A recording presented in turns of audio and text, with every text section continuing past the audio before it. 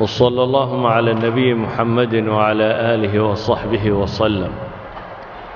وبعد فسلام الله عليكم ورحمته وبركاته محاضرة وعظمة الرسول عليه الصلاة والسلام أما ويند النبي عليه الصلاة والسلام waxaan u doorannay inaynu mowduucan ka hadallo iyadoo wakhtigan dambe ay badan tahay wax ka sheega nebiga calayhi salaatu wasalaam dhulalka reer galbeedka iyadoo marmarsiiya laga dhigtay xorriyat alqowl u aragnana inaanay wax saxa ahayn waayo nebigu calayhi salaatu wasalaam waxaan u aragnaa inuu yahay acdamu shakhsiya fii taariikhi albashariya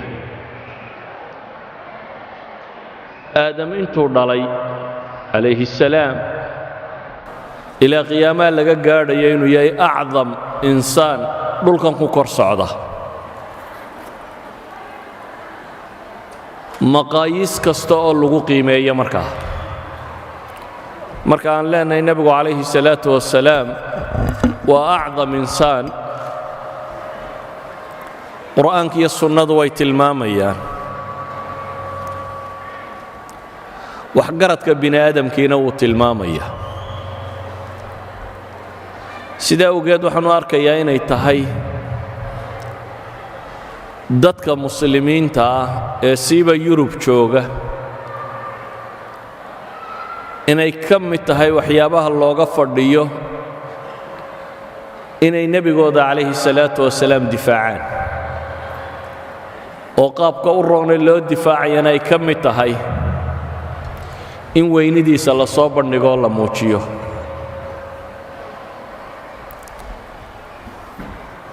wakhtiga oo kooban daraaddeed waxaan isku dayayaa markaa inaan koobo dhan markaynu eegno koowaad diin ahaan bini aadamka hormoodkiisu waa rususha iyo nebiyada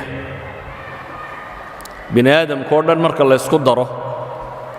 dadka koowaad ee hormuudka u ahi waa dadkii rabbi doortay ilaahay wuxuu leeyahy wakullan fadalnaa cala alcaalamiin intuu soo tiriyo 18 nebi oo qur-aanka fii suurati alancaam ku soo arooray marka 18 nebi ilaahay magac dhabo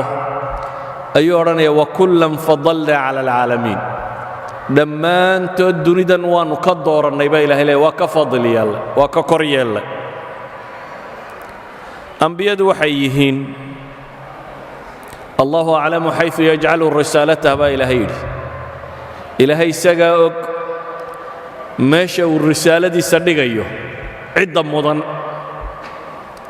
الله يصطفي من الملائكة رسلا ومن الناس إلهي دادك وحو كدورتا با ربي تلماميا ملائكتنا الرسول با لغا دورتا ارقي لو ديبو إلهي سبحانه وتعالى الرسالة دي ساما وركي سسيو بن آدم كو قارسيو بن آدم كينا إلهي الرسول بو كدورتا نبي الله محمدنا إلهي بقرآن كينوت المامين يا محمد رسول الله قال الرسول كينو يهي صدرات أيها الحبة رسالة إن إلهي بشر كردن إنتو إيغو قف كم إذا ودورته أو ودورته كلها ضليا إنو النقضي الرسالة دي سيولي بيو ابن آدم كلا قارسينيه laba wax bay wadatay dhan waa tashriif waa maamuus iyo qadarin tilmaamaysa qofkani bini aadamka kale inuu ka mudan yahay dhanna waa takliif waa xil iyo mas'uuliyad la saarayo idan rusushu labadaba waa wadayeen dhan waa mukallifiin oo takliif baa la saaraya bini aadamkan inay gaadhsiiyaan risaaladii alle soo diray dhanna waa tashriif waa maamuus la maamuusayo ilaahay intuu khalqiga eegay inuu iyaga ka dhex doortay waa maamuus waxa ugu filan nebi maxamed markaa maamuus calayhi salaatu wasalaam إن إلهي تلمام يملأ إلى أعلى إن يسجك صليان إن الله وملائكته يصلون على النبي يا أيها الذين آمنوا صلوا عليه وسلموا تسليما الله يا ملائكتي سبحان ربي لي سبحانه وتعالى وحيكون صلينا يا النبي محمد عليه الصلاة والسلام إلهي الصلاة ديسو وأن حريستيسي ملائكتنا والدعاء يا أمان مؤمنين تنوح على ليد الناس دوك لك عليا إذا النبي محمد عليه الصلاة والسلام عرك صاروا كما مسيه دولك كركي سنو كما مسيه وأنا قفك إلى هاي دورتي أو دورتين الرسول نغضه هدان أخرياء آيات كقرآن أي حادثة كصاء أروري مسألة سئاد بيوتر بدين بل وحا تربضا نصوص التلمام سين الرسول شكلك مدنيه marka tabaqada bini aadamka kale la iskala yimaado ee la yimaado tabaqada nabiyada iyo rususha qura tabaqada dhexdeeda inuu ka mudan yahay oo ilaahay si gaar ah isaga u tilmaamay ay nusuustu tilmaamaysaa waa ka xadiithul isra wal mi'raj nabiga alayhi salatu wasalaam habeenkii laga dheelmiyay ama laga kaxeeyay laga gudiyay مكة بيت المقدس اللي جاي براق بهلا يدهدا لا صار markuu nabigu rabay inay fuusho inuu fuulo ayay dhaqdhaqaaq sameysay dabeetana jibriil baa wuxuu ku yiri ma yaxmiluka ala hada isagoo daabadan la hadlaya maxaa kugu xambaaraya waxaan inaad samayso fa wallahi ma rakibaka ahad qat akramu ala allah minhu qof ilaahay agtiisa kaga sharaf badani waligii kuma fuuline maxaa la dhaqdhaqaaqaysaa buu ku yiri jibriil farfadda araqan buu xadiidku tilmaamaya daabadii inta istaagto hayin noqotay ayay dhidi dareertay idan nabiga calayhi salaatu wasalaam ilaahay quraanka uu ku tilmaamayo caqligiisa fikradiisa aragtidiisa muuqaalkiisa قرآن بدن بدن أو تلمام يا شرا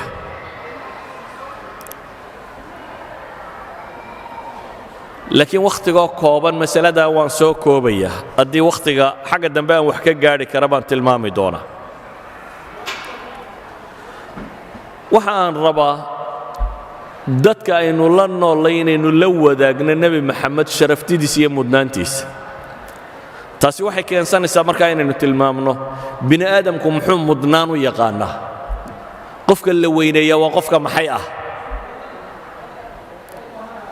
bini aadamku majaalaat insaaniya baa jira majaalaat bini aadamka lagu maamuuso ha noqoto naxariistiisa ha noqoto geesinimadiisa ha noqoto sabirkiisa ha noqoto dulqaadkiisa ha noqoto deeq iyo gacan furaantiisa ha noqoto ballanka iyo oofinteeda ha noqoto cafwiga iyo u dhaafka uu dadka u dhaafo uu xugaystay iyagu maanta waxay sheegayaan waa irhaabi laakiin taariikhdu waxay ka markhaati kacday weligii cid wax gaadhsiisay inaanu kaba argoosanin iyadoo la isku dayay wax walba si kasta in loo dilo بني آدم وحكستو وحكو قيمة بين لانه نبي محمد عليه الصلاة والسلام هرمود بكيه إلهي يا أمانة يا مركا وحلي ورفعنا لك ذكرك مقعاق يا ماموسكاق قربان وقاضي با إلهي لي إلهي وحكوت المامي بني آدم كوحا بقنا أخلاق بني آدم نمي الله يسغفانه وإنك لعلى خلق عظيم با إلهي لي هذا بقى أيها الإخوة نبي محمد عليه الصلاة والسلام أنبياء إيه فلاسفة ودد بونبونيو محال بونبونيا أركتي أما النظريات أما فكرة دي دوني دا كينين أنبياء إيه فلاسفة waxay ku kala gadisayeen koowaad waxa kamid ah فلاسفة waa dad aqli oo qura ka fakara anbiyadu laakiin waa dad amaliya diin cusub iyo aragtidii ilaahay u soo dhiibay waa sidaan waxa u dheer inay yihiin dad more practical ah, dad qiyaado leh, leadership leh, oo akhlaaq leh, oo dhaqan leh, oo wax walba kaga gedisan bini'aadamtinimada. sida awgeed nabi moxamed calayhi salaatu wasalaam waxaynu odhan karnaa waa rajul fii muqaabili jamiici الrijaal, waa qof hormood u ah bashariyadoo dhan oo la hordhigi karo bini'aadamka. weliba intaa waxaynu ku daraynaa wuxuu nabigu kaga gedisan yahay calayhi salaatu wasalaam bashariyada inteeda kale. isaga wax u qarsoon baan jirin. maxaan uga jeedaa? bini'aadamka la maamuuso had iyo goor qayb noloshiisa ka mida si fiican looga warhayaa laga tilmaamaa. maalan nin dagaalyahanoo geesiya haddii la soo qabto bini'aadamku uu dagaalyahannimo ku maamuuso, inta badan taariikhda laga hayoo dhamme waxay u badan tahay dagaalyahannimada, laakiin taariikhdiisa kale ee bini'aadamnimo oo dhan lama magacaabo. nebi moxamed calayhi salaatu wasalaam taariikhdiisu wax maqani ma jiraan. waxaa qoran wuxuu cuni jiray, wuxuu xidhan jiray, musqusha siduu u geli jiray, musqusha markuu gelaya labada addinkuu horraysiin jiray, musqusha markuu ku jiro gacantuu isticmaali jiray ee wax iskaga maydhi jiray. yacni qof noloshiisa wax qarsoonay aanay ku jirin. waxaa qoran kabihiisu intay leekaayeen, cidhibta iyo xagga hore midkay u buuraayeen, indhal inay lahaayeen iyo inaanay lahayn, kabtu inay dhogor lahayd iyo inaanay dhogor lahayn. saddexda qaybooda kabtu u qaybsanto dhexda iyo xagga hore iyo xagga dambe mid waliba inta ay leegtay nebi moxamed way qorantahay calayhi salaatu wasalaam. waxaa qoran wuxuu maro qaatay midabkay lahaayeen, waxaa qoran wuxuu cunno cunay, waxaa qoran wuxuu meel istaagay, waxaa qoran wuxuu dagaal galay, waxaa qoran wuxuu qof bini'aadama la hadlay, waxaa qoran wuxuu cibaadaystay, waxaa qoran wuxuu ummad hoggaamiyey, waxaa qoran noloshiisa oo dhan baa makshuufa. dabeetana waxaa la leeyahay waa taa taariikhdii nebi maxamede bal meel ceeb leh ka soo saara. qof aan taariikhdiisa waxbaba qarsoonayn ee wax wal oo noloshiisa ka midiba uu ritan yahay oo la tilmaamayo meel ceeba ka soo saara. walidaalik baa taariikhyahankii ingiriis ee toynbee, arnold toynbee, waa qarnigii 20aad baan odhan karaa taariikhyahankii ugu weynaaye reer galbeed lahaayeen. waa ninkan leh taariikh alxadaaraat, ilaa 27 xadaaro oo bini'aadamka soo maray buu taariikhdooda u qoray. calaa kulli xaal waa mustashriqiinta ugu waaweyn buu ahaa. toynbee ayaa wuxuu leeyahay kuwa raba inay dersaan taariikhdii nebi maxamedow waxaa helaysaan buu leeyay sayajiduuna amaamahum min alasfaari maa laa yatawaafar miluhu lilbaaxiثiina fii xayaat أyi nebiyin min alambiyaa. waxaa helaysaan buu leeyay taariikhda nebi maxamed kutub dhan baa helaysaan buu leeyay oo aydan weligin ka heli karin nebi kaloo taariikhda ka midoo intaa laga hayaanay jirin. innanii adcu alcaalam buu markaa leeyay, dunida waxaan ugu yeedhayaa in mabda'ah walaalnimada iyo sinaanta laga qaata buu leeyay islaamka ayaan dunida ugu yeedhayaa. waayo buu leeyay caqiidatu tawxiid, caqiidada ilaaha keliga sheegaysa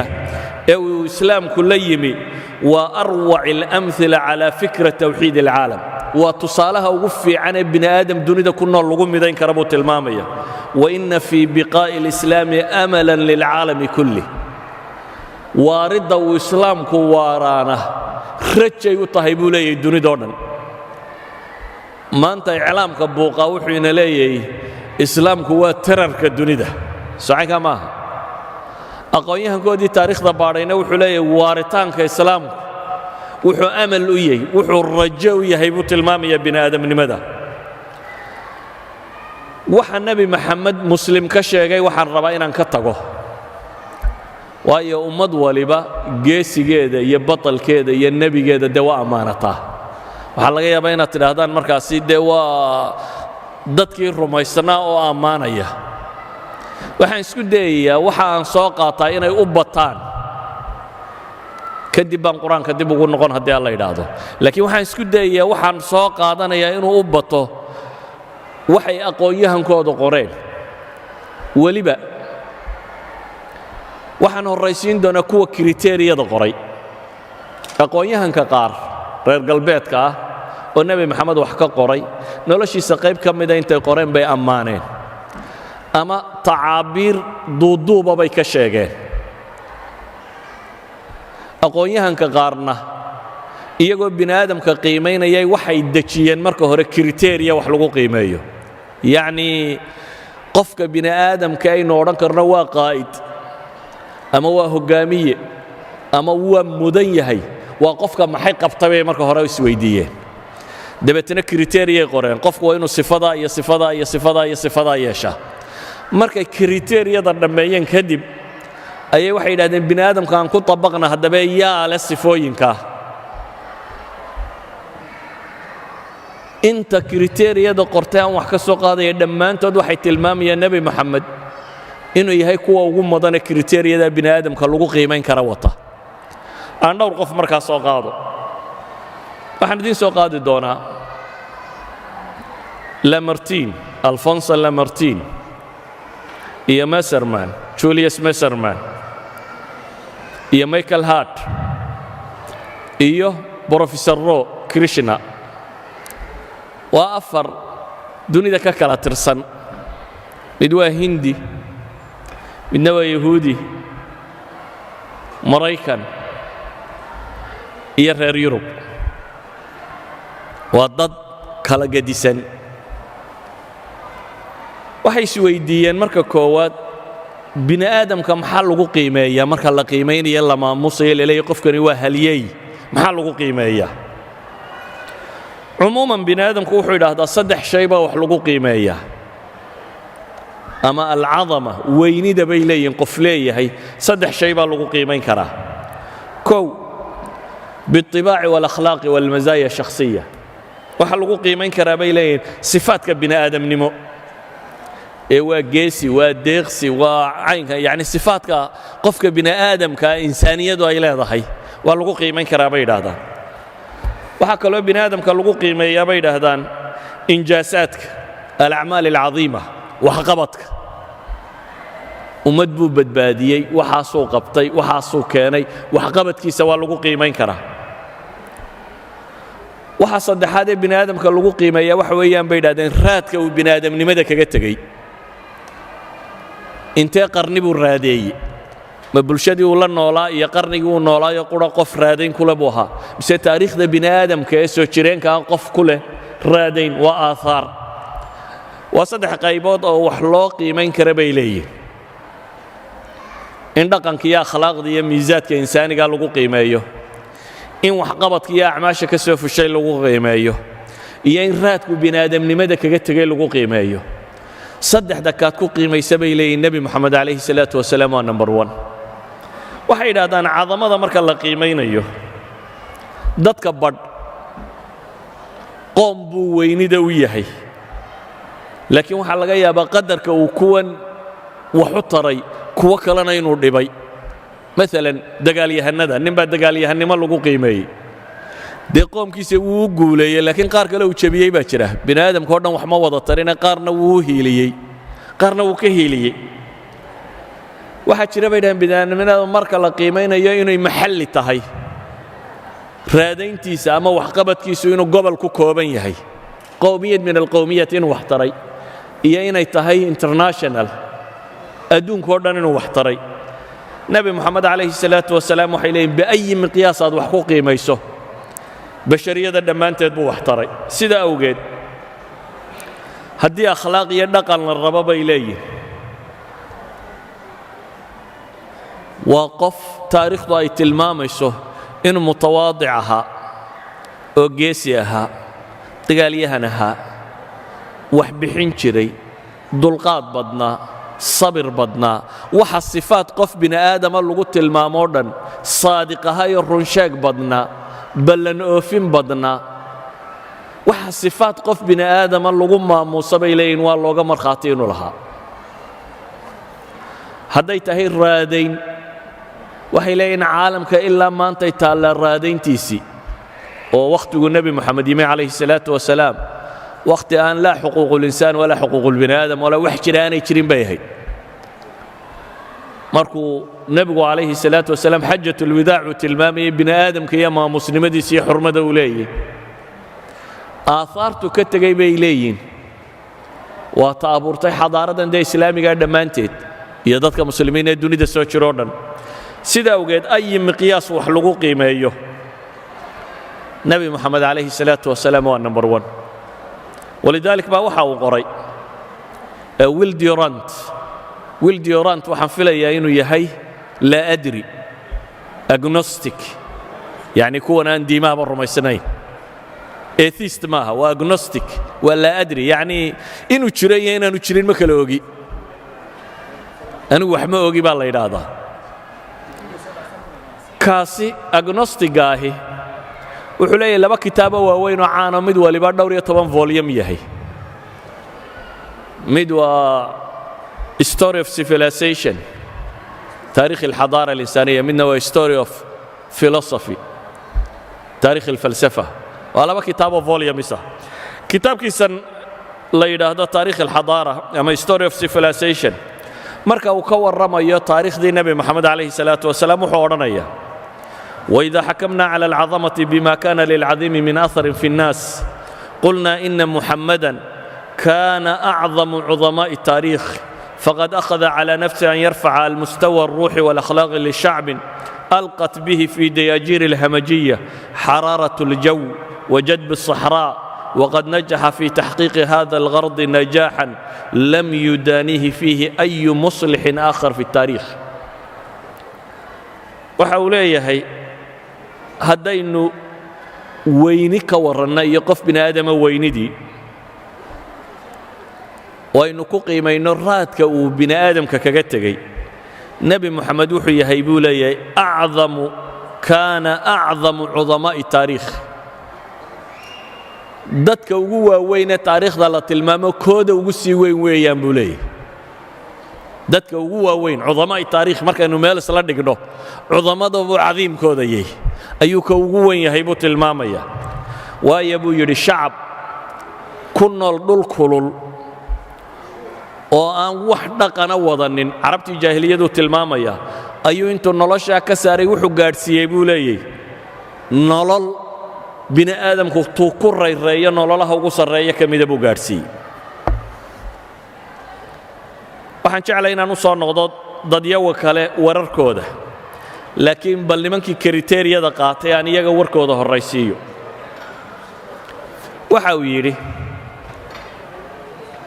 michael head aan soo qaato mar koowaad michael head waa nin maraykan ah asal ahaan yuhuudiya naaso researcher ka ahaan jiray professor of physics ahaan jiray jaamacaadka takhasusaad badan leh waa maths waa physics waa astrophysics waa computer science iyo law shantaas subject ba takhasus buu ku leeyahay shantaba degree buu ku sitaa waa professor jaamacadeed buugaag buu leeyahay ugu caansan yahay buugga la yidhaahdo the 100 boqolka buugga la yidhaahdo buuggan 100ku waxa uu ku tilmaamayaa boqolka qof ee bini aadamka ugu raadaynta badan the most influential persons in the history of mankind ayuu tilmaamaya boqolka qof ee ugu raadaynta badan bini aadamka waa bug 500,000 copy laga iibiyey ilaa 15 luqana ku tarjuman ninkan odagii markuu masaladan ka warramayo isagu markuu isa sifaynayo wuxuu isku sifeeyey inuu yahay jeffersonian liberal jefferson waa madaxdii soo martay maraykanka nin ka mid ah nin liberal isku sifaynaya laakiin qolada isaga rididaa markay sifaynayaan waxay ku sifaynayaan inuu yahay conservative iyo racial separatist bay leeyihin waa nin muxaafid oo infisaali cunsuriya bay odhanayaan iyagu nin yahuudiya oo dadka badh cunsurinimo ku sheegayaan oo maraykan u dhashay oo buug qoraya oo buugga audience-ku uu qoraya wax ka iibinaya aanay carab ahayn ay yihiin dadka afka ingiriisiga ku hadla ayaa buug qoray yacni waa nimaan xidhiidh ka dhaxaynin isagiiyo nebi moxamed calayhi salaatu wasalaam ayaa buug qoray buugga uu qorayo wuxuu leeyahay waxaan ka warramayaa boqolka qof ee bini aadamka ugu raadaynta badan saddex shardi baanan u dhigay shardiga koowaad qofkani waa inuu qof xaqiiqi yahay buu tilmaamayaa yacni xaqiiqiga maxaa looga jeedaa waxay leeyihin taariikhda bini aadamka dad baa iska jira ustuura loo malaynayo iminka xakiimu siin oo kale lawtso nin la yidhaahdaa jiro Chinese oo ay xikam ka soo naqliyaan waa sida cigaal shidaadkeennoo kale qof jiray ma aha mise ma ahayn ayay ku muransan yihiin marka wuxuu leeyahay qofku waa inuu horta aanu noqonin dadka aan laba garanaynin qof xaqiiqiyo la garanayo waa inuu yahay waa marka labaad buu yidhi waa inuu noqdaa qof raad badan nolosha kaga tegey waxaan uga jeedaa buu yidhi xataa raadku ha xumaado ama ha samaado walidaalika dadka uu boqolka uu leeyahay bini aadamka ugu raadaynta badnaa Hitler baa ugu jira Hitler raadayntu dunida raadeeyay waa maxay dhib buu ku raadeeyay de wuxuu ku caanbaxay mushkilad marka wuxuu leeyahay bal adigu bini aadam waxa doonta ku raadee ama waali ka warkeen ama wanaag ka warkeen boqolka qof ee bini aadam ugu raadayn badan ma rabaa waxa kale oo tilmaamay inuu noqdo qofkaasi afarkiisu athar iqliimiya inaanu noqonin inuu noqdo maxay athar caalamiya dunidoo dhan inuu raad ku samayn karo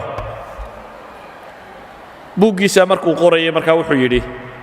saddexdaa qiimaynood marka aan ku qiimeeyo qofka bini aadamkee ugu mudan basharka dunida soo maray oo dhammi waa nebi maxamed buu leeyahay calayhi salaatu wasalaam number 1 waxayaa buu yidhi nebi maxamed number 2giisa ma taqaanin waa Sir Isaac Newton ninkii physics-ka number 3giisa ma garanaysaa waa ciise nebiyullaahi ciise isagoo yuhuudiya muuse muxuu ka dhigay nebi muuse nambarka 4aad buu ugu jiraa boqolka qof ee dunida raadaynta ku leh isagu nebigiisu raacsiisnaa wuxuu ka dhigay maxay number 40 buu ku tilmaamayaa ciisana nebi ciisana wuxuu ku tilmaamayaa maxay number 3 su'aal baa isweydiin le markaa tirakoobyada maanta la hayo ee dunidu ay sheegato masiixiyada inta sheegata ka badnayd baa la leeyahay inta sheegata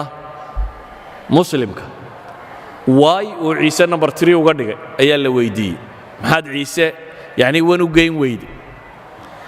waxa uu tilmaamayaa ciise waxa aan wanka u geyn waayey waa hal shay wuxuu leeyahay diinta nebi ciise qaybta akhlaaqiyaadka iyo waxa ku saabsan raadaynteeda nebi ciise iska leh ama caqaa'idda maanta kristanku haysta buu leeyahay polos baa kaga badan maxay ciise marka waa diin aan u qaybinaya buu leeyahay laba qof inay raadaynteeda leeyihiin qaybteeda caqaa'idda polos baa ah buu leeyahay qofka koowaad ee raadaynta ku leh dee tahliidka ninka ku waday weeyaan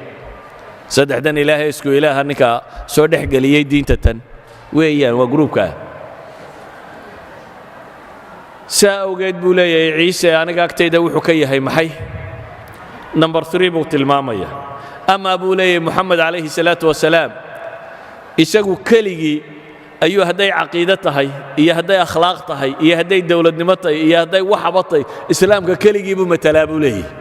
keligii ayuu yahay markaan bashariyadoo dhan eega buu leeyahay taariikhdii reer nebi aadam oo dhan markaan eego qofka ugu mudan ee ugu weyn ee raad lihi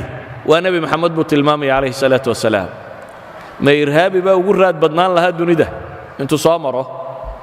mise qof la caayo la yidhaahdo waa dumar buu jecel yahay ama caynkan buu sameeya ama kan buu samaynaya ama caynkan samayn kari lahaa may waxa weeyaan innagaa gabnay taariikhdii islaamiga ahayd markaynu inagu soo bandhigi weynay iyagu inoo soo bandhigeen khuraafaadkoodii aneego axmed diidaad baa kitaabkiisan la yidhaahdo uu nebi maxamed weynidiisa kaga warramaya wuxuu tilmaamaya jariidadan timeska la yidhaahdo time la yidhaahdo 15 July 1974 soo baxday buu leeyahay ayaa waxay coverka sare ka dhigatay who were history's great leaders liidarrada ugu waaweyn dunida ee taariikhda soo maray waa kuwama dabeetana jariidada inteeda ugu badan waa maqaallo rag la weydiiyey su'aasha ah yaa u mudnaa hogaamiye dunida soo mara dadka la weydiiyey jariidadana weydiisay dad doora bay ahaayeen oo kala nooc ah laakiin dhammaantood jawaabahay bixiyeen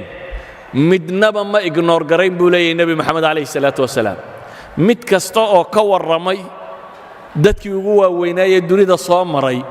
ee jariidadu qortay nin kastoo la weydiiyey liiskiisa waa ku jiraa buu leeyahay nebi moxamed calayhi salaatu wasalaam aan qaar ka mida soo qaadanno william macnill waa mu'arikh waa taariikhyahan maraykan oo jaamacatu chicago ka tirsan ayaa jariidada maqaal buu ku leeyahay waxa uu leeyahay haddii aynu weynida ku qiimayno qofku inta uu raadeeyey bini aadamka waxa qasab noqonaysa buu yidhi inaynu xusno dadkii bini aadamka ugu raadaynta badnaa nebi ciise iyo buuda iyo muxamed iyo confucius ambiyadan dunida soo martay buu isagu leeyahay diimaha maanta joogay waaweyn ee dunida soo maray ambiyadoodii ala xaddi qowlihi weeyaan soo isagu sheegay ayaa ugu raadayn badan nimanka wax la weydiiyey ee maqaaladan su'aalaha la weydiinaya waxaa ka mid ah nina janan mutaqaacida lieutenant general fariiq buu ahaa mutaqaacid ciidanka maraykan ah james gaffin la yidhaahdo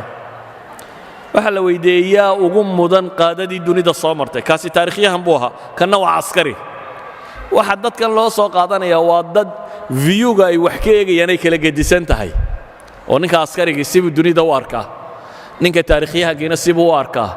ninka culumta bini aadamka psychology wax la mida ku takhasusayna si kale u arkaya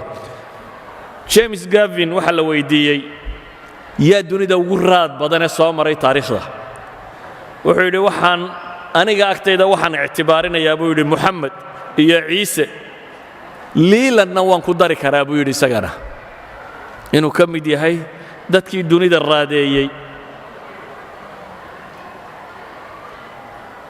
nimanka jariidadaasi wax ka qortay waxaa ka mid ah julius maserman waa yahuudi laakiin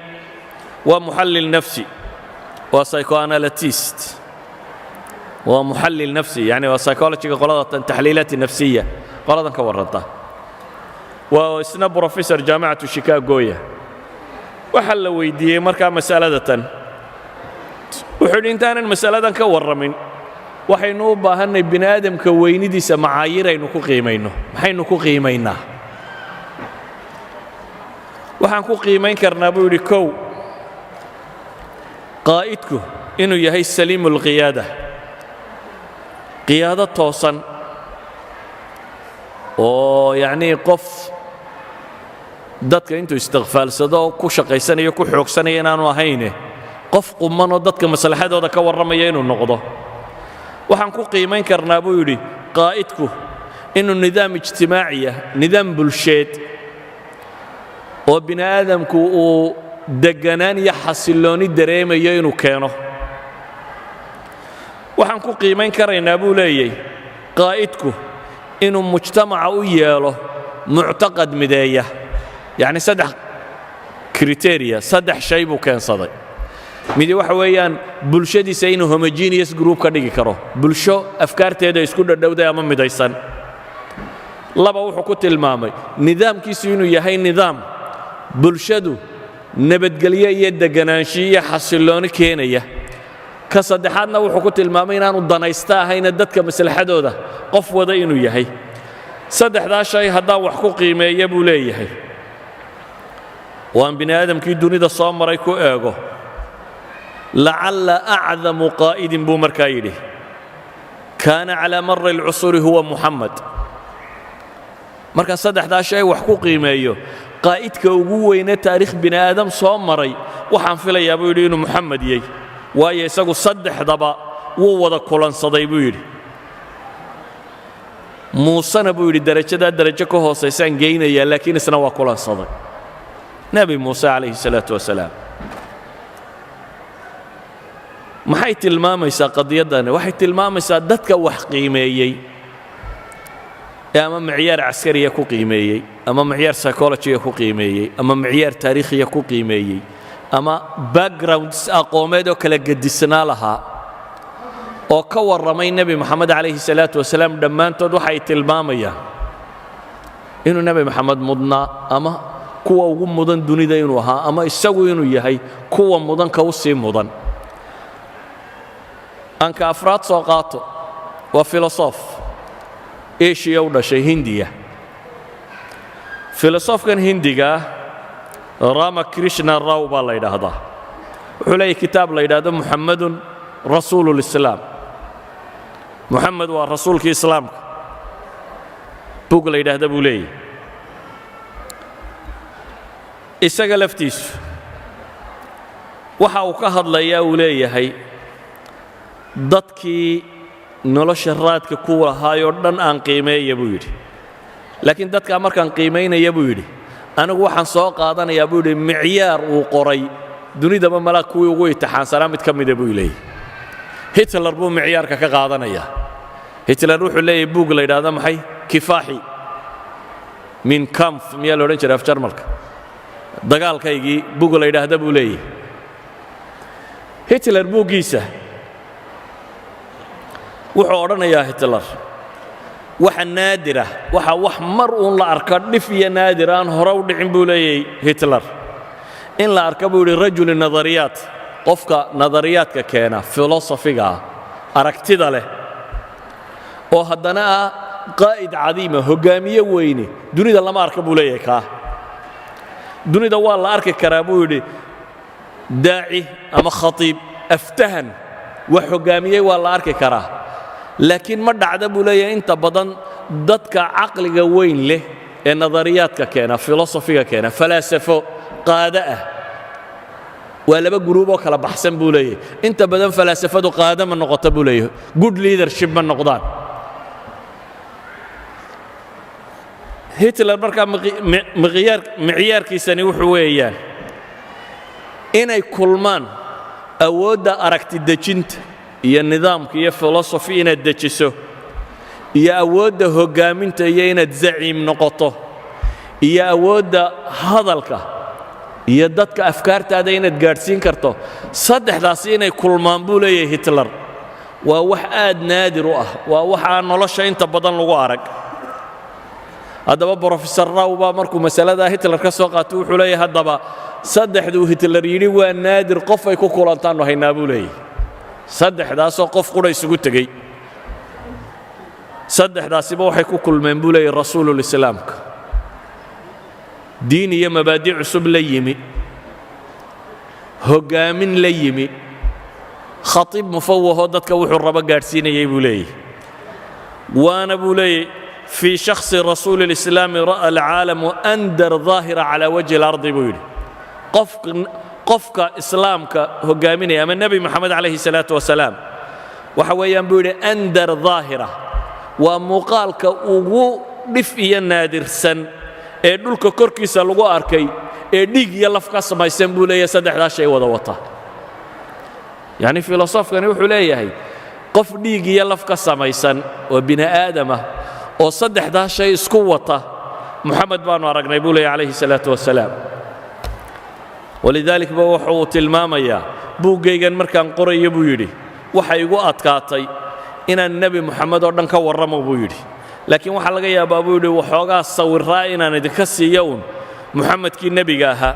Muhammadkii dagaalyahanka ahaa Muhammadkii rajulul a'maalka businessmanka ahaa Muhammadkii rajulus siyaasiga ahaa Muhammadkii khatiibka ahaa Muhammadkii muslix ijtimaaciga ahaa Muhammadkii aqoonta ay ku soo hoyan jirtay Muhammadkii adoomaha xoreyn jiray Muhammadkii dumarka xoreeyay Muhammadkii qaadiga noqday Muhammadkaasi buu leeyahay taariikhiisa wax yar oo kamida maan idin sheegaya buu leeyahay buugga kan markaan qorayo ee nabi Muhammadka naadirka kama warrami karayo يعني wuxuu ka cudur daaranayaa inaanu soo wada bandhigi karin nabiyullaahi Muhammad alayhi salaatu wasalaam jawaanibul azama qaybaha weyn ee uu leeyahay ayuha alahibba filosofkii ingiriiska ahaa ee Thomas Carlyle loo oran jiray Thomas Carlyle waxa uu ka warramaya cibaadatul abtaal buggiisan la yidhaahdo weynida ama batalnimada la caabudo dabeetana noloshuu qaybqaybinaya midba meesha uu ku wenyey calaa kulli xaal wuxuu leeyahay diin marka aan ka hadlo ama rijaalka diin hoggaamiyey marka aan tilmaamo buu leeyahay muxamed calayhi salaatu wasalaam waxaan shaki ku jirin buu yidhi acdam inuu yahay dadka diin lagu tilmaamo inuu ahaa buu leeyahay muslix weyn oo aftahana oo geesiya oo mufakira oo sifaadka bini aadam lagu ammaanoo dhan le buu yidhi waxaana ammaantiisa kuugu filan buu leeyahay inaad qur-aankiisa akhrido oo qudha waa gaal ingiriis ninka warkan qoraya walidaalika ayuha alaxiba senrastan alasuuji waa swedish waa mustashriq swedisha qarnigii 19aad noolaa ahaa ustaada lugaati saamiya professor lugaadka saamiga ah daa'irat almacaarifkana raggii waxa badan ka qayb qaatay ka mid ah ayaa wuxuu leeyahay mu'alafu kitaab uu kaga warramayo qur-aanka iyo baybalka alqur'aan alinjiili almuxamadi buu leeyahay qur-aanka oo baybalkii nebi maxameda iyo buu kale oo taariikhu xayaati muxamed la yidhaaha wuxuu leeyahay mustashriqa swedishka ahi umaynan cadaalad samaynin nebi maxamed haddaynu inkirna buu yidhi wixii uu sifaad waaweyn lahaa haddaynu inkirno iyo tilmaamaha lagu dooran kara bini aadame uu lahaa buu leeyahay haddaynu inkirno waxay ka markhaati tahay buu leeyahay inaynan cadaalad samaynin waayo buu yidhi nebi maxamed dagaal nololeed buu galay buu leeyahay uu la galay jahliga iyo hamajinnimada waanu ku adkaystay mabdi'iisa ilaa iyo uu keenay buu leeyahay shareeco akmalu sharaa'ica waa shareecada maanta ragga badhay rabaan inay yidhaahdaan waa shareeco mutawaxisha ayuu ninkaa swedishkii wuxuu leeyahay fa asbaxat shariicatuhu akmala sharaa'ic shareecadiisi waxa weeyaan buu leeyahay shareeco la dhigo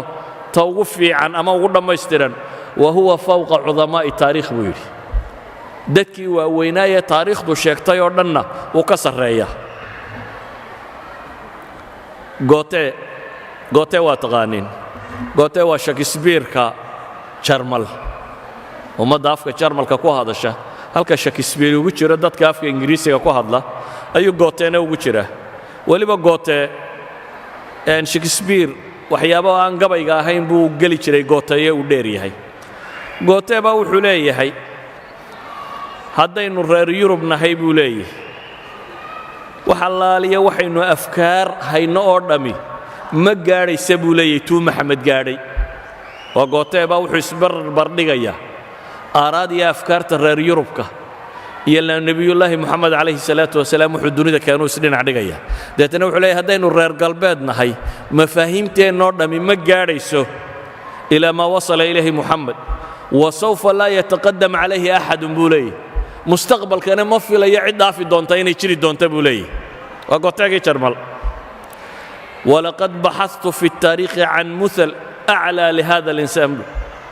taariikhdoo dhan baan waxaan baadhay buu yidhi bini aadamka qof aan tusaale uga dhigo waxaan helay buu yidhi nebi maxamed inuu noqday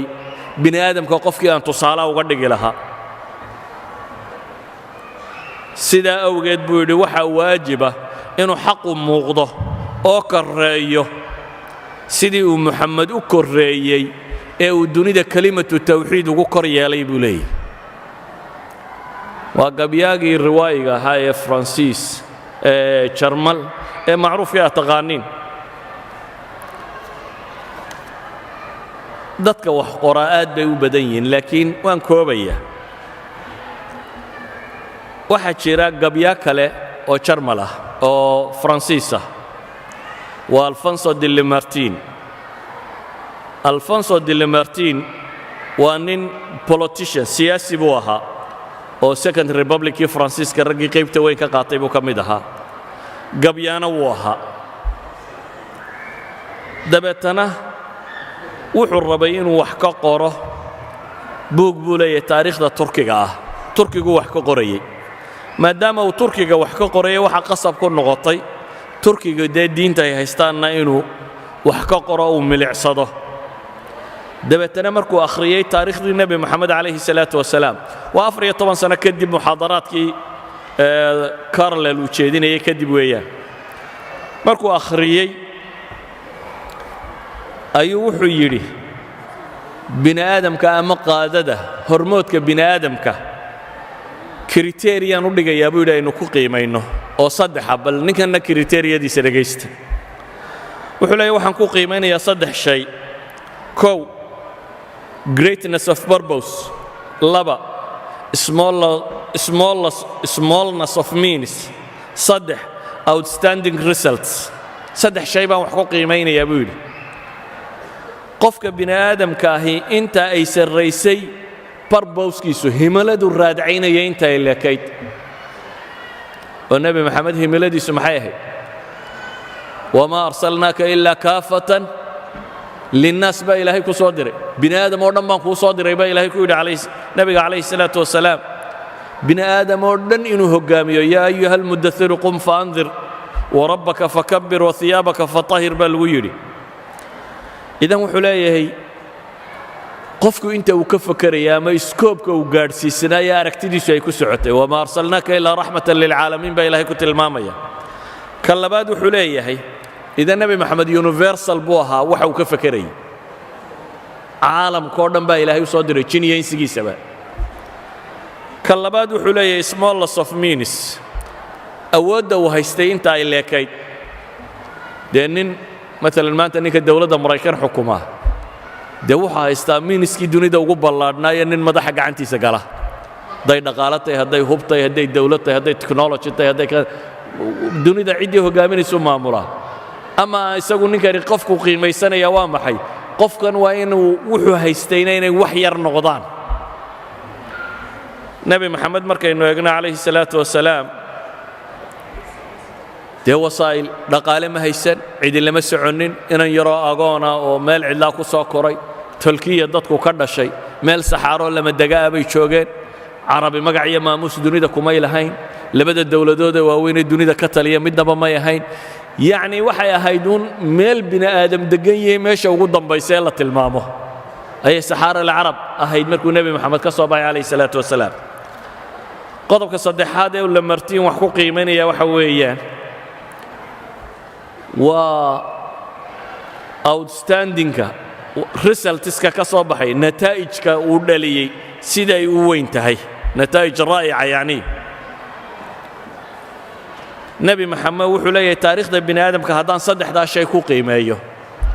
qof himiladiisu weyn tahay waxa agtiisa yaallaana ay yar yihiine awoodee u haysta midhaha uu dhaliyeyna uu midho caalamiyo aad u ballaadhan yahay markaan wax ku qiimeeya buu leeyahay nebi moxamed calayhi salaatu wasalaam wuxuu yahay buu leeyahay qofka ugu mudan bini aadamkaee la tilmaami karo masalada uu ninkani sidaa u tilmaamay waxaa tacliiqinaya bosworth smith benyamin bosworth smith waa bishop maraykan ah buug buu leeyahay la yidhaahdo uu nebi moxamed calayhi salaatu wasalaam kaga warramayo dabeetana wuxuu leeyahay moxamed buu yidhi laqad kaana alqaysara waalbaaba ninkani waa bishop markaa labadii uu yaqaanay ugu awood badnaa buu isku daray nebi moxamed wuxuu ahaa buu yidhi qaysar iyo baabahoo la ysku daray buu yidhi yacni dowladihii romaniska boqor dowladda hoggaamiyo qaysar la yidhaahdaa jiray iyo dee boobkii katoliga moxamed wuxuu ahaa buu yidhi labadaasoo la ysku daray laakiin haddana bal u fiirso laakiin buu yidhi muu lahayn lakinahu kaana baaban biduuni khuyalaa'i albaabawaat baabo boob aan lahayn buu leeyahy isla weynida boobabku ay leeyihiinna ma lahayn buu leeyahy rajul mutawaadica buu ahaa si kale markaan u eega buu yidhi waa qaysar biduuni juyuushi alqayaasira wa biduuni jeyshin muta'ahab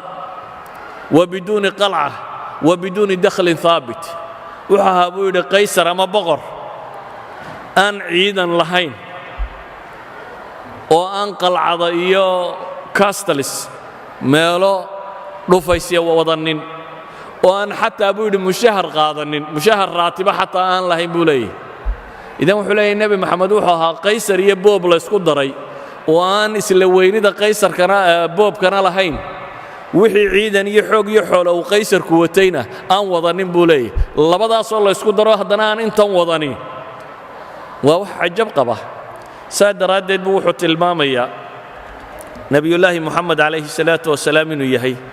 mithaalka ugu cadiimsan ee bashariyada soo maray linardo ayaa isna wuxuu tilmaamayaa leeyahay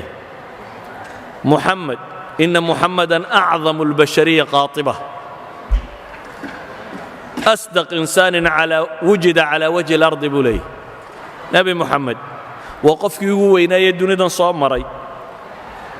waa insaankii ugu run sheega badnaa ee dunidan soo maray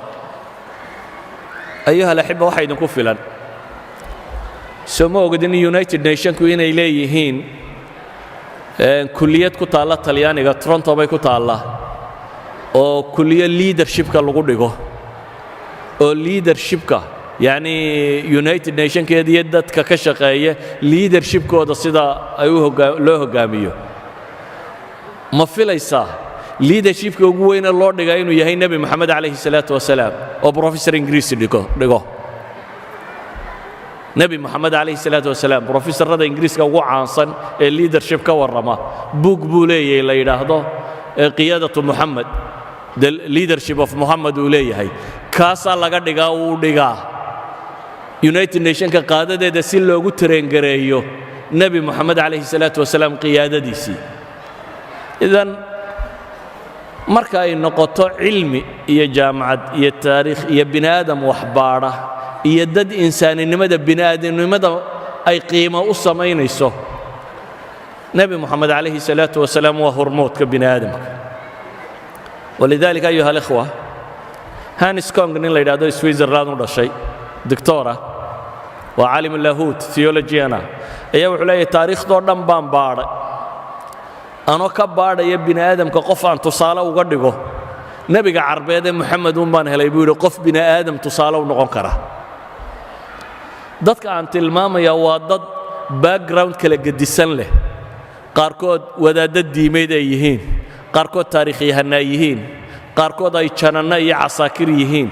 qaarkood ay usaatida jaamacadeed yihiin qaarkood ay physics iyo sciences ku shaqo leeyihiin waa dad background kala gedisan leh laakiin isku dayay inay ka warramaan bini aadamka yaa uu noqon karo hormood yaa magac iyo maamuus yeelan kara encyclopediyahan ingiriiska daa'irat almacaarif albaraytaaniya maadadda muxamed haddaad baadho waxay leeyihiin muxamed ibnu cabdillaah mu'asis addiin alislaamiyi wulida fii maka moxamed oo ina cabdilaahiyo ah bay yidhahdeen diinta islaamka kii aasaasay waa iyagu say u dhigayaan wuxuu ku dhashay magaalada maka tacbiirka ku xigaa waa maxay وقليلون هم الرجال الذين أحدثوا في البشرية الأثر العميق الدائم الذي أحدثه محمد بيداده encyclopediyaha ingiriisku wuxuu leeyahay waxa yar bini aadamka dhexdiisa in lagu arko raadku nebi moxamed nolosha ku sameeyey wax ku sameeyey bay leeyihin waa their encyclopedia ayaa saa tandhigaya thomas carlinle wuxuu leeyahay waa shihaabun qad adaa dunya waa holac ama iftiin dunidoo dhan ifiyey buu ku tilmaamaya ayuha alaxiba hadday noqoto weedhaha bini aadam yidhi inaan soo naqliyaa aad bay u tiro badan tahay laakiin waxaan rabaa inaan iska daayo weedhaha bini aadamka oo aan idiin sheego waxa ilaahay yidhi subxaana wa tacaala ilaahay wuxuu leeyahay nebi moxamed waa rasuulkii ilaahay rasuul macnaheeduna waxa weeyaan waa ku ilaahay intuu doortay basharka uu soo diray nebi moxamed wuxuu gaar ku yahay rususha kale waa la iska soo dabadiri jiray rasuul walbana waxaa loo soo diri jiray qoom gaara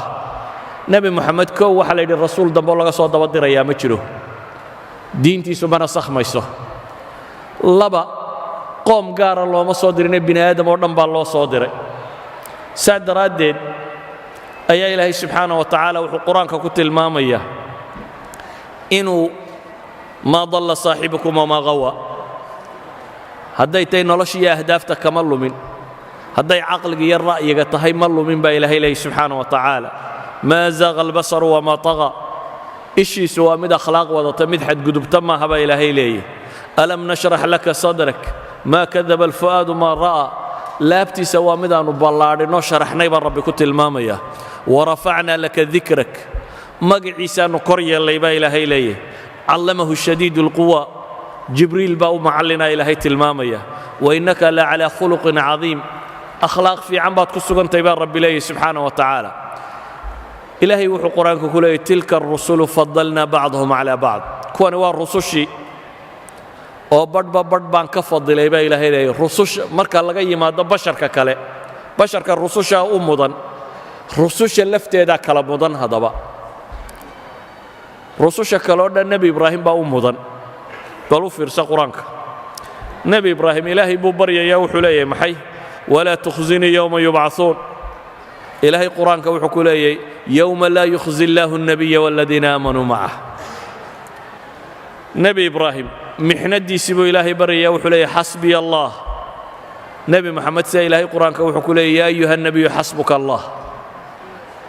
nebi ibraahim wuxuu leeyahy wajcal lii lisaana sidqin fi اlaakhiriin ilaahu kuwa dambe magac iigu reeb nebi ibraahim nebi moxamed sida ilaahay wuxuu leeyahy warafacnaa laka dikrak nebi ibraahim wuxuu leeyahy wajunubnii wabaniya an nacbud alasnaam ilaahu anigiyo intaan dhalay inaannu sanama caabudno ka fogee nebi moxamed sida ilaahay wuxuu leeyahy innamaa yuriidu allahu liyudhiba cankum alrijsa ahla albayt wayutahhirakum tathiira nebiyullaahi muusa wuxuu leeyahy rabbi sharax lii sadri ilaahayna nebi moxamed wuxuu leeyahy alam nashrax laka sadrak nebi muuse wuxuu leeyahy wayasir lii amri ilaahayna nebi moxamed wuxuu leeyahy wanuyasiruka lilyusra nebi muuse wuxuu leeyahy uxlul cuqdata min lisaani ilaahayna nebigiisa wuxuu ku leeyahy fainnamaa yasarnaahu bilisaanik nebi muuse wuxuu leeyahy wacajiltu ilayka rabbi litarda ilaahayna wuxuu leeyahy lacallaka tardaa baa moxamed lagu leeyahy calayhi الsalaatu wasalaam idan alxasan ibnu اlfadl baa wuxuu leeyahy qur'aanka nebi laba sifo ilaahay leeyahy la ysugu daray ma jirta buu leeyahy nebi moxamed mooyaane ilaahay qur'aanka wuxuu ku leeyahy ina allaha biاnnaasi lara'uufun raxiim nebiyullaahi moxamedna ilaahay wuxuu leeyahy bilmu'miniina ra'uufun raxiim aayaadkaasi aynu tilmaamaynaa waxa ay sheegayaan mudnaanta uu nebi moxamed ku dhex leeyahay ambiyada dhexdeeda bale qur'aanku nebiyada kale magacoodaa loogu yeedhay yaa nuuxu yaa huudu yaa muusa baa ku soo aroortay ama nebi moxamed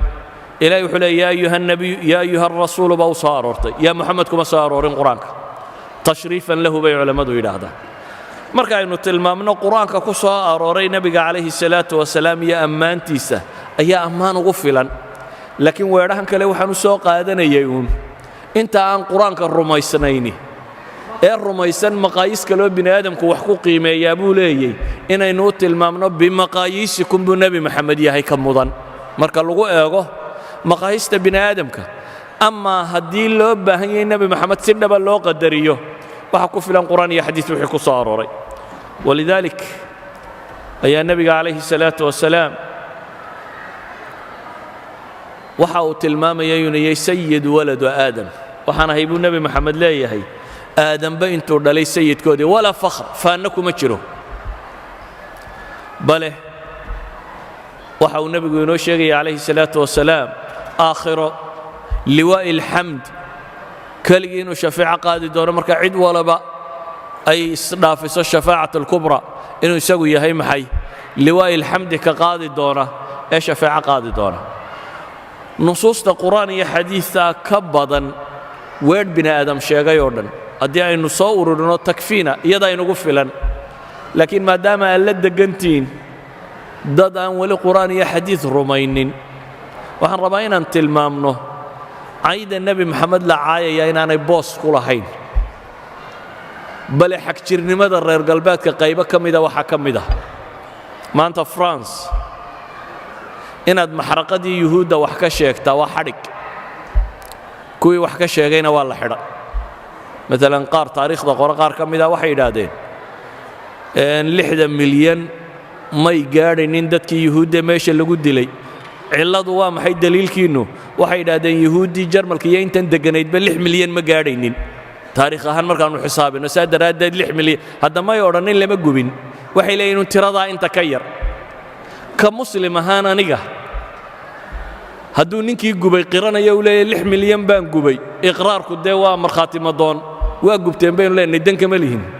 inaan idhaahdo yuhuud 6 milyan lama gubin waxba igama saaraa hitler inuu faashista ahaa ama naazist ahaana muranku ma jiro hadday reer yurubku qirtaan oo yidhaahdaan 6 milyan oo dadaannu laynay inkaar baa qabteen baynu leenahay ma waxaan u difaaca ma yaallo laakiin waxaan tilmaamayaa in la yidhaahdo mas'alo dhacdo uun xaqiiqo min xaqaa'iq dunya ka mida haddaad ka hadashana bini aadam dhaawac bay gaadhsiinaysaa yuhuud la yidhaahdo 15 milyan dunidoo dhan markay joogaana nebiyullaahi moxamed oo 2 bilyan oo qof rumaysan tahay marka la caayana waa xorriyatulkalaam inay noqotiyo xorriyatulqowl oo maxaa tan kale xorriyatulqowl u noqon weyday waa marka lagu doonayo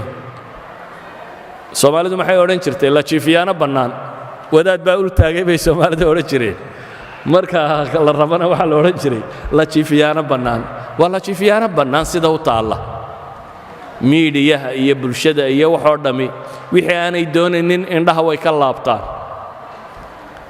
ninka reer galbeed ee waxgaysta malafkiisaa la baadhaayo maalinuu dhakhtar ma tegey dad buu leeyahay haa wuu waallaa beri buu dhakhtarka la kulmay adiga ka waalani hadduu wax dilo waa muslim terroristu ahaa hadduu waalan yahay uu ka soo baxo meesha uu ka soo baxo cidi faylkiisa dib uma egto idan waa la jiifiyaano bannaan baynu leenahay laakiin taasi waxay isbeddeli kartaa markaad adigu hadasho markaad adigu muctaqadkaaga iyo diintaada difaacato markaad adigu soo bandhigto nebi maxamed wuxuu ahaa calayhi salaatu wasalaam laakiin haddaad adba xishoonayso isleeday talow nebigii miyaad dee ma doodi karaysee maxaad tidhaahdaa haddaanad adba nebigaagii garanaynin dee ma difaaci karaysid waa marka labaad haddaanu adiga qalbigaaga ku weynayn dee dadka kale wuu weynaa kama dhaadhicin karaysid hadduu adiga qalbigaaga ku weyn yahay gaalkan yare dhafoorrada xiirtay oo aad dhafoorrada ka daba xiiranayso oo gaalka surwaalka dabada dilaaciya waa qalbigaaga ku weyn yahay aadna surwaalka dabada dilaacinayso laakiin haddaad cumaamad ama koofiyad xidhato nebi armaad u ekaataabaad sileeda yaan dadku ku garanin saxinka maaha yaan dadku ku garanin ee koofiyadya idan hadduu agtaada ku weynaan waayo adigu waxaad rumaysnayd adigu diinkaagii iyo waxaad rumaysnayd hadduu agtaada ku weynaan waayo dadka kale agtooda nebi maxamed ha ku weynaado suurtagal maaha markaynu innagu nebi maxamed weynayno calayhi salaatu wasalaam ayaa dadka kalena weynaynaya innagay xilkeenna tahay markaasi dadka in badan baan ogaynba wuxuu ahaa intaanaan ka warramaynaa waa in taariikh baadhay oo wax baratay oo wax eegtay laakiin dadka inta badan dee miidiyahaasaa u warrama maalinna sawir yaroo qaldan soo saaraya maalinna hadal qaldan soo saaraya kaasaa u warramaya markaa dadku saasuu rumaysan yihin idan waa xil idinka idin saaran inaynu bashariyada u sheegno nebi maxamed inaanu weynaynoo qurhe inuu yahay rasuulkii loo soo diree badbaadin lahaa aakhiriya adduunba inuu muxamed yahay calayhi salaatu wasalaam sala allahuma cala nabiyi muxamedin wcala alihi wasaxbihi wasalam walxamdu lilaahi rabbi alcaalamiin